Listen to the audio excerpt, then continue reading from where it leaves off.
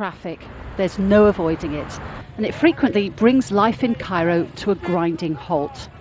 The chronic congestion and inadequate road system were identified by voters as needing urgent attention. Nothing has improved as far as the traffic is concerned. The streets are packed with cars. It takes me 2 hours to get to work. The streets are still crowded. People park 3 cars deep, and no one is held accountable for breaking the traffic laws. Another source of misery is the rubbish. It piles up in the streets, attracting rats and spreading disease.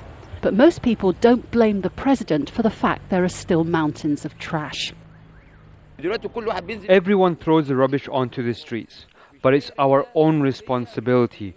It's not the responsibility of the president or the minister or the governor.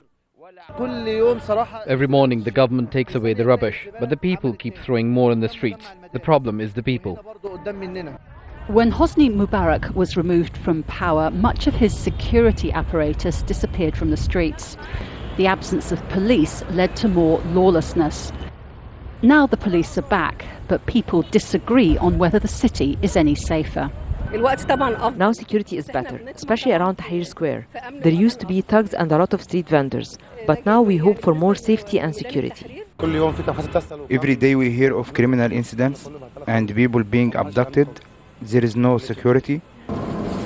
Bread is an absolute basic in Egypt, which is why people wait in line outside bakeries. President Morsi promised an increase in bread production and strict controls on the quality and weight of bread loaves. But there are still shortages at some bakeries in Cairo. There's a long queue, and now the bakers tell me he's run out of the cheaper bread. He only has the more expensive kind. How am I supposed to afford that? The problem is the people, not Morsi.